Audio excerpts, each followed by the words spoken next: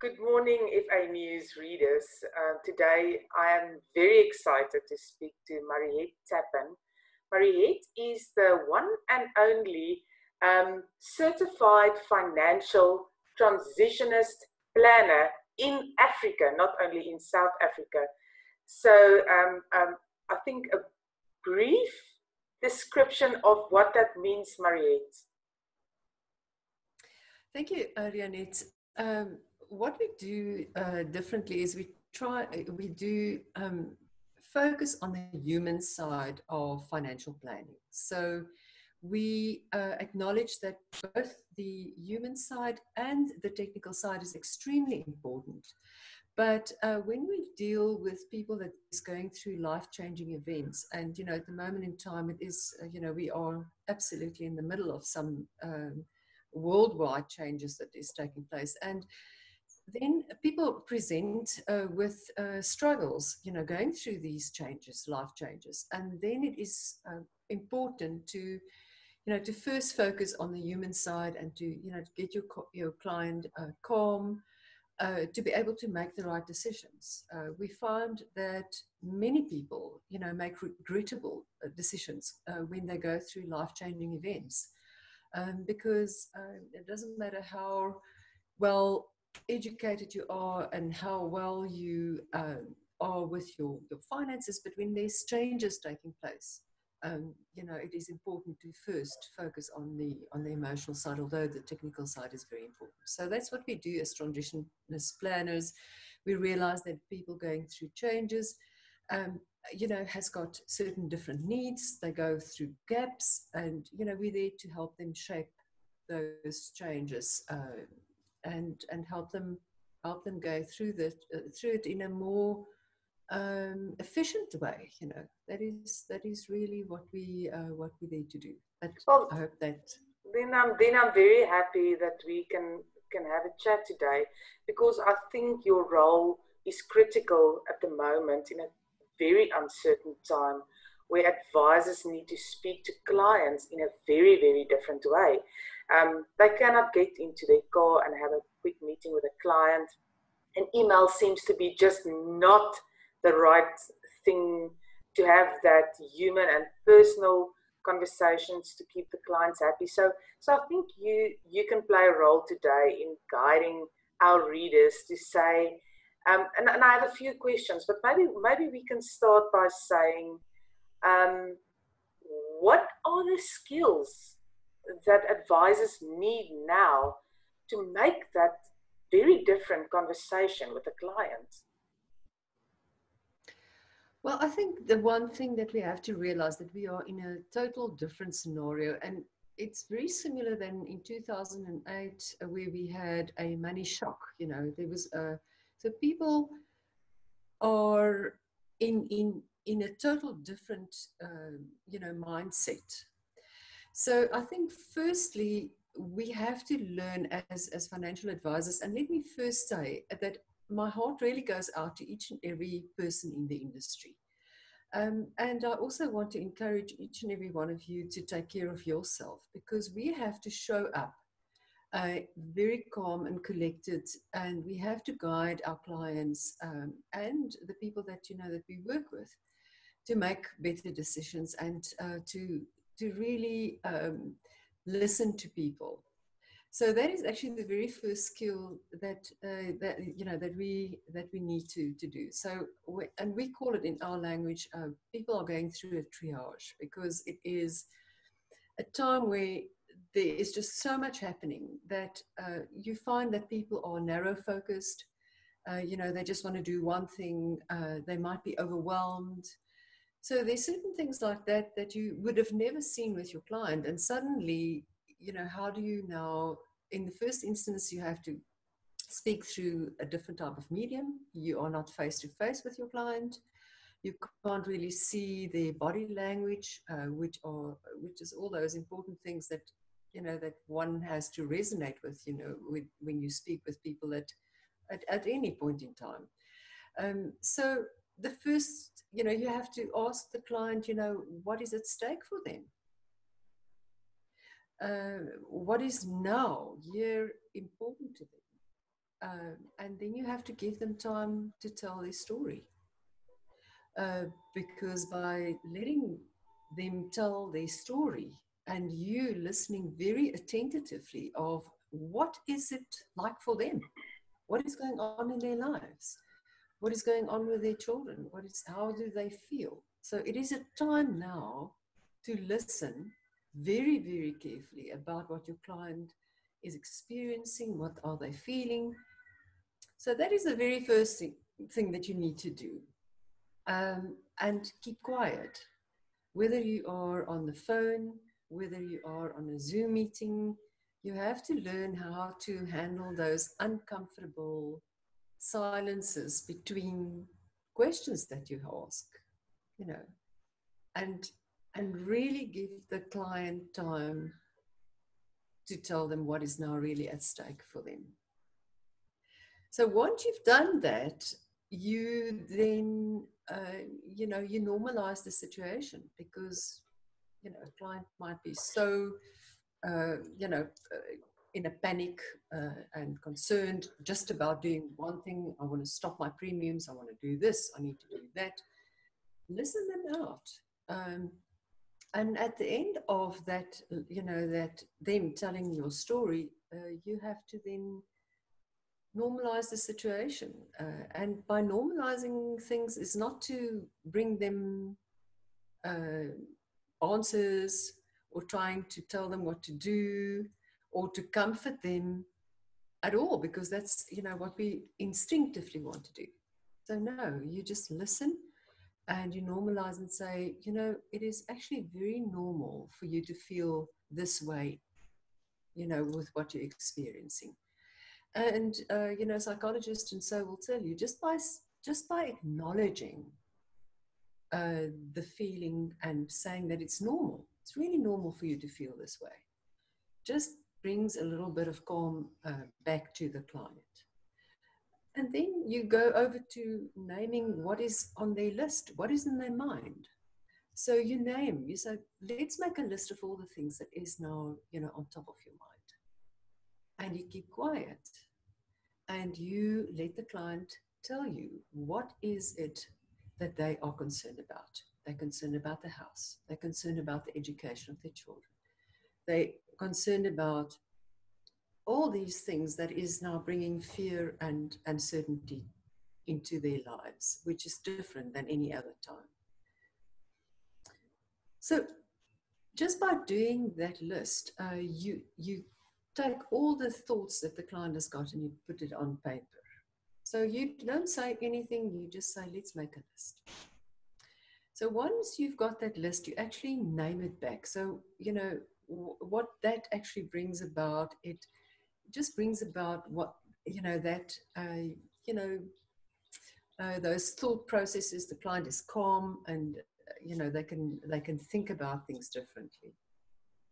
And, once you've named it, we call that, naming it and mentioning it back to the client. And then the client feels that you are actually hearing their concerns.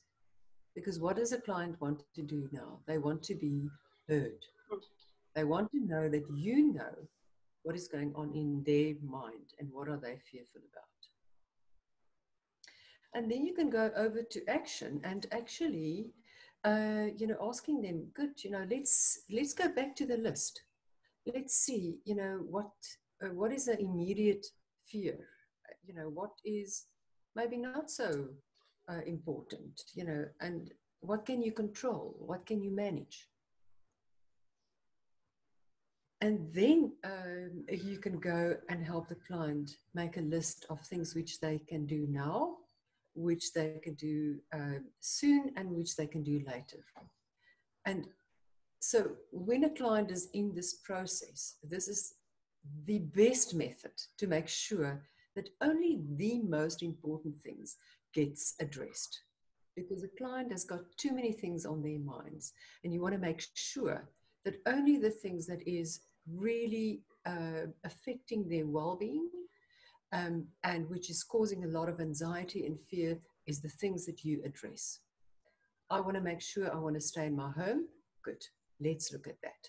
What can be done What can you manage? What can you control?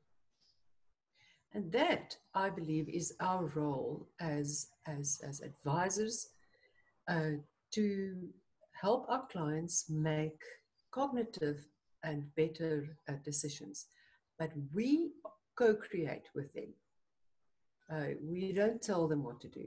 It is not a time, for telling.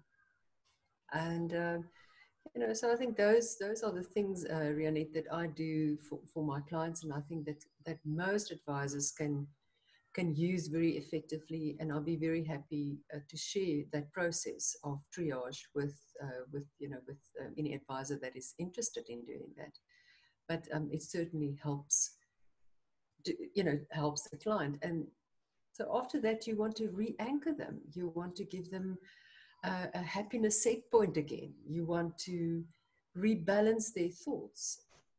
And you want to maybe help them go through a gratitude list, because what are you grateful for? What works for you at this moment in time? And, I think that conversation that you're having in a different way really builds confidence, builds calm, builds hope for your client, because that's what we want. We want our clients to not make decisions hastily, and that is the process. I had a whole heap of questions, but you literally answered quite a lot of them in your explanation. And what I really like when you speak is that you can feel that you can really calm the client. You can really make the client feel that it is about them, and that it is a mutual conversation, that it is not you telling them what to do. And I really like that. And I think the importance of listening skills has always been important, not only now. And maybe if we can now take one step back and teach ourselves how to really listen, because we're now in a situation where we can't talk. We have to sit back and listen. And maybe going forward, even in a face-to-face interaction conversation, those listening skills can be honed, and is so important, and can play a very valuable role going forward.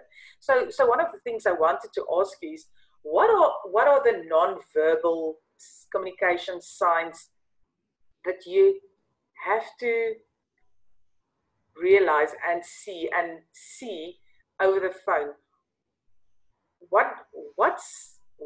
What is non-verbal communications over a telephone conversation? I know you touched on it, but maybe you can just rehash it, because I think a lot of telephone conversations are taking place at the moment. Rianet, it reminded me very much when I started out in the industry and when I had to make cold calls. So I'm not giving my age away, but I learned that your body language is very much depicts your attitude. And never underestimate what your body language portrays through a telephone call. And, if I now have to go and sludge and, put my feet up and maybe have a beer in the hand, if you're lucky to get that nowadays. But the client is going to pick that up over the phone. So I think, and you can read many articles, but putting the smile on your face, having the right intention with your conversation, overthink, first think of what is your message today? What is it that you really want to achieve with this phone call? And yes, make sure that you actually see the client in over the phone, and imagine that the client is actually able to see you. But the smile on the face, the body language that you have, sit up straight, or walk up straight while you're talking to the client, and your tone of voice is extremely your tone of voice, the pauses that you take, because we're in a phase of pause.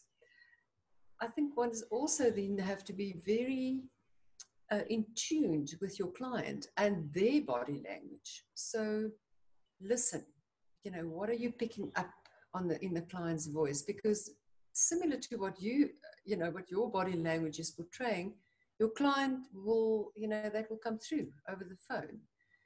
And, that takes skills and that take experience. But I think, once again, if you listen carefully and you listen to how fast the client is talking, are they taking deep breaths? What are they sounding like? And, what can you do with a smile on your face, with the right attitude, maybe with a little bit of humor? So I think one's got to be very sensitive, but do know that what you feel, how you present yourself at that moment in time, the client will pick it up. So be very careful on how you, on the way that you handle your phone calls, even on the Zoom meetings and so forth. Check in with the client. Are you comfortable with the way that we communicate? Would you rather like it on WhatsApp? What works for you? Tell me, in what way would you like to be communicated with? And what do you feel comfortable? Also check in with the client. Are you alone? Are you on speakerphone? Who's present? And those things will make the client feel comfortable, will make the client feel that you're really interested in what what the conversation can bring. But I think upskill yourself. Go read a little bit. Go do a few videos and tape yourself.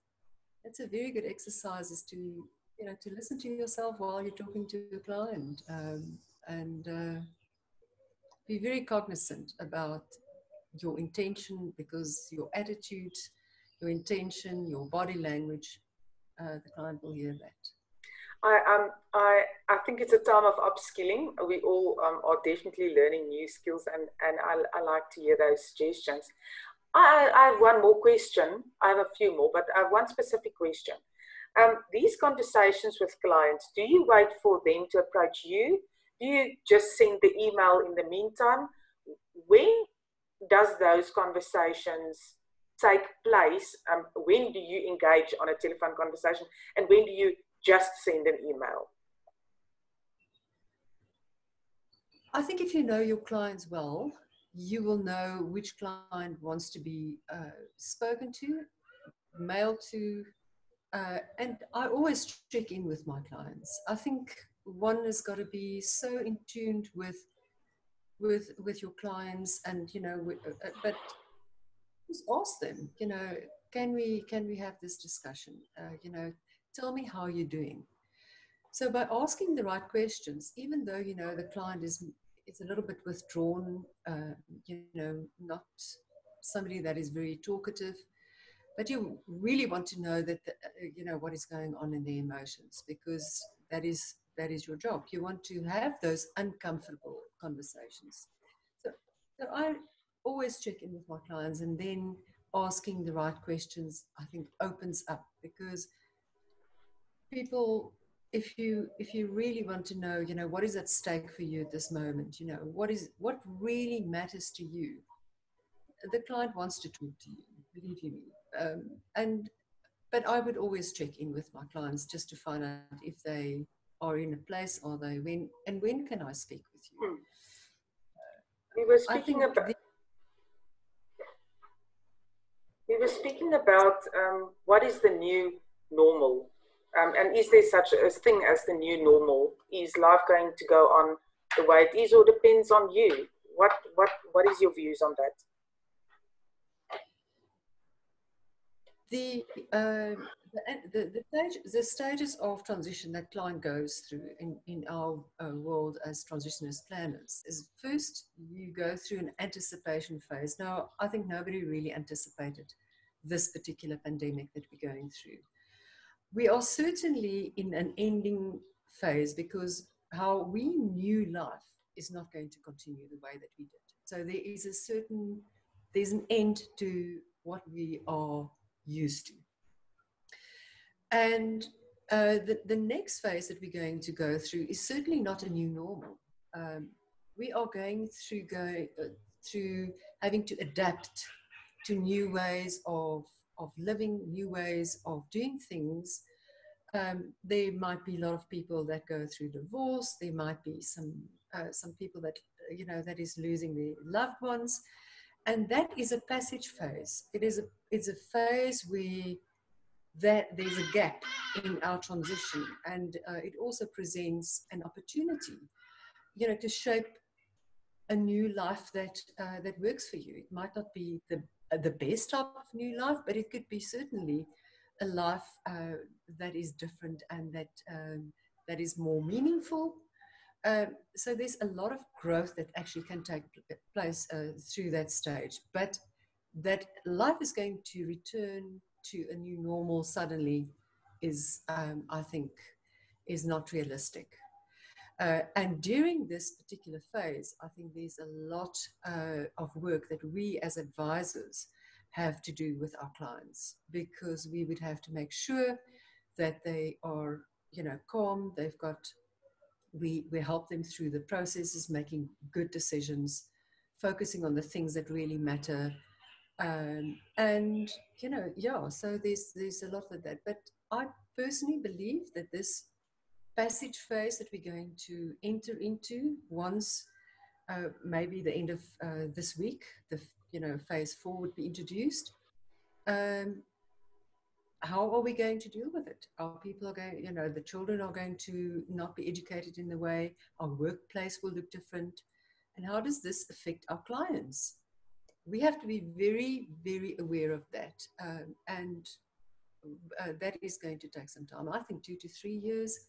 If we're lucky, sure, we will get to a new normal. And, what is a new normal is we can look back at what happened to us, and we can feel that we have progressed and we've built certain skills in this process to be able to handle the new transition that will take place in life. But I think it would be, for me as a planner, as somebody that is really caring of my client, that we need to see this as a growth process and really holding our clients' hands with, building new skills and listening to them and taking them through this passage phase, which we're definitely going to have to adjust and adapt to a new way of life.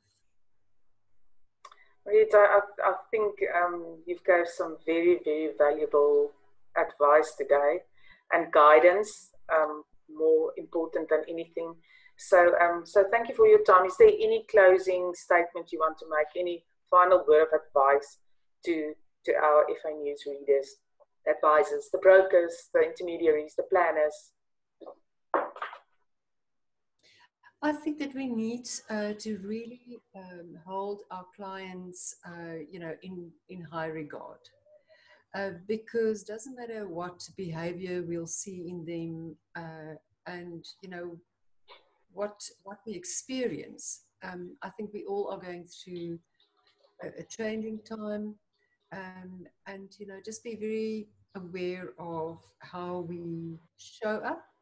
I also want to encourage, each and every advisor to be careful not to, of mental and physical fatigue.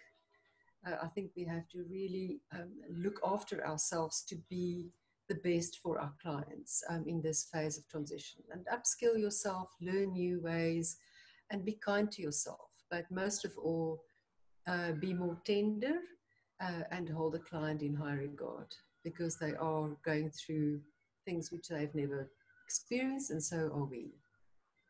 Thank you very much for your time this morning. I really appreciate it, and I really enjoyed the conversation and the great advice. For me, the most important thing I take away is it's very easy to talk. It's much more difficult to listen, and now is the time to listen. So thank you very much for your time this morning. I agree. Thank you, Rianet.